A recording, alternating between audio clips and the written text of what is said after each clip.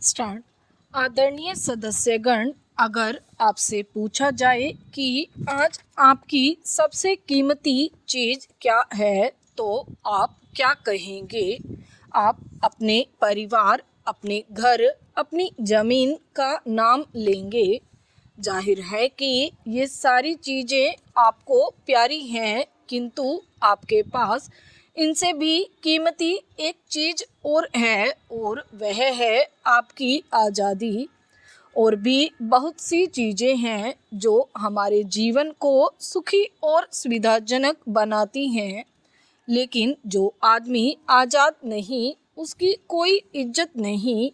आज हम आज़ाद हैं और हम भारतवासियों के लिए अपनी आज़ादी पर खुश होने का खास कारण है। लगभग 200 वर्ष हुए हमारी आज़ादी विदेशियों ने छीन ली थी।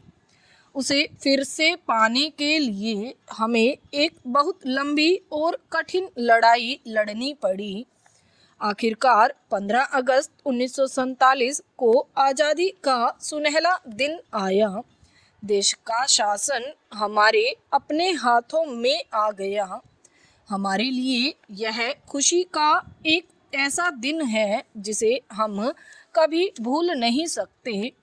हर साल इसे हम अपने स्वतंत्रता दिवस के रूप में मनाते हैं। जिन दिनों आज़ादी की लड़ाई चल रही थी, उन दिनों से ही हमारे नेता इस बारे में विचार कर रहे थे कि हमारी आज़ादी की शक्ल क्या हो, आज़ादी मिलने के बाद किस तरह की सरकार बनाई जाए और स्वतंत्र भारत की सरकार क्या कुछ करे। जो बात बिल्कुल साफ थी वह यह कि स्वतंत्र भारत की सरकार जनता की होगी, जनता द्वारा होगी और जनता के लिए होगी।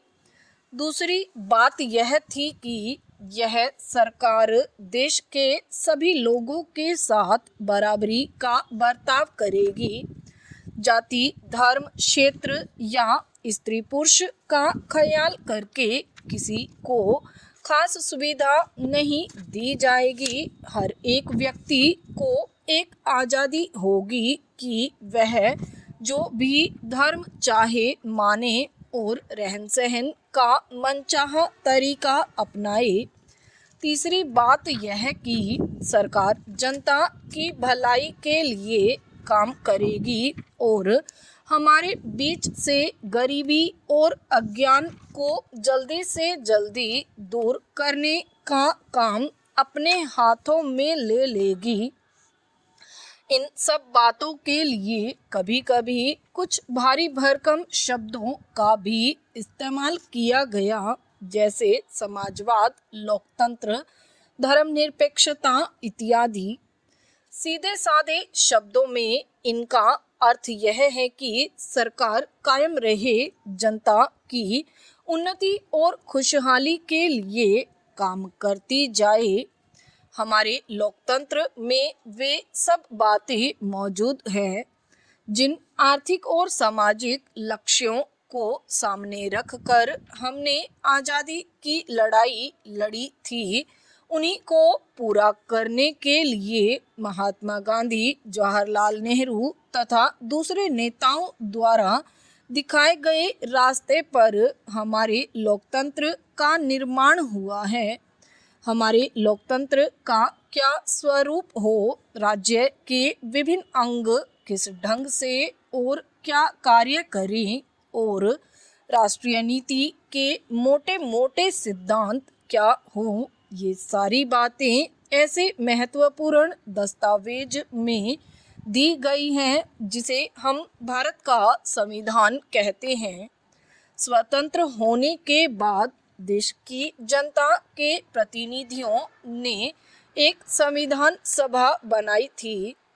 हमारे संविधान की यह विशेषता है कि उसमें समय समय पर परिस्थितियों को ध्यान में रखते हुए परिवर्तन किया जा सकता है और अब तक इसमें कई संशोधन भी हो चुके हैं। विराम।